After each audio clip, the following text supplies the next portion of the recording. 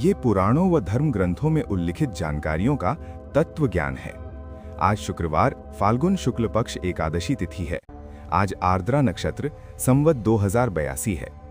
उक्त जानकारी उज्जैन और काशी के पंचांगों के अनुसार है। कल शनिवार को खाटू वाले श्याम जी का श्याम नाम वरदान प्राप्ति दिवस है।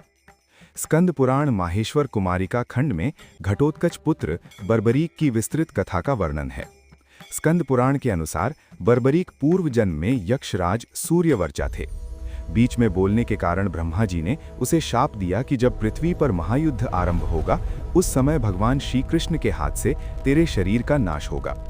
तब सूर्यवर्चा ने देवसभा में भगवान विष्णु से प्रार्थना की कि इस प्रकार मेरे शरीर का नाश होने वाला है तो मुझे जन्म से ही ऐसी बुद्धि दीजिए जो सब अर्थों का सिद्ध करने वाली हो।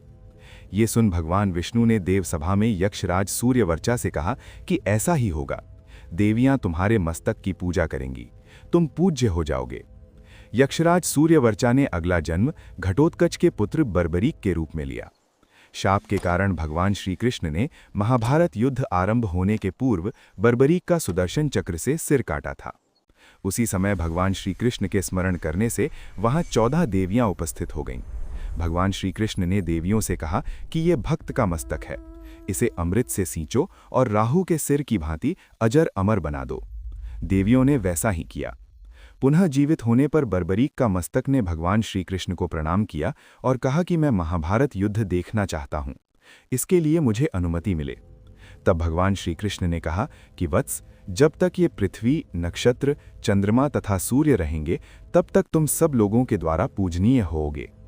अब तुम इस पर्वत शिखर पर चढ़कर वहां रहो, वहीं से होने वाले महायुद्ध को देखो। बर्बरीक का मस्तक पर्वत के शिखर पर स्थित हो गया। शरीर जमीन पर था, इसलिए शरीर का यथाविधि संस्कार कर दिया गया। महाभारत संग्राम में पांडवों की विजय हुई। पांडव पुत्र भीम अपने पराक्रम की बड़ाई करने लगे। तब अर्जुन ने भीम को समझाया, परंतु वे नहीं माने।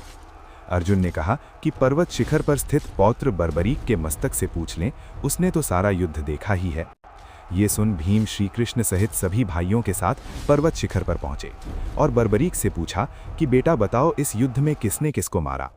बर्बरीक के मस्तक ने कहा कि मैंने तो शत्रु सेना के साथ केवल एक ऐसे पुरुष को युद्ध करते हुए देखा है जिसके बाईं ओर 5 मुख और 10 हाथ थे, जिनमें वो शूल आदि आयुध धारण किए हुए था। उसके दाहिनी ओर 1 मुख और 4 भुजाएं थीं जो चक्र आदि अस्त्र शस्त्रों से सुसज्जित थीं। उसके बाईं ओर के मस्तक जटाओं से सुशोभित थे और दाहिनी ओर मस्तक तर मुकुट झिलमिला रहा था। उसने बाईं ओर भस्म धारण कर रखा था और दाहिनी ओर चंदन लगा रखा था। बाईं ओर चंद्रकला शोभा पा रही थी और दाहिनी ओर कौस्थ मणि छटा छा रही थी।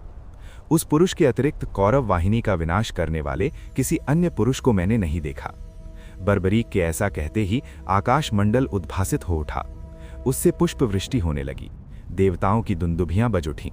फाल्गुन शुक्ल द्वादशी के दिन भगवान श्री कृष्ण ने बर्बरीक के मस्तक को अपना श्याम नाम का वरदान दिया।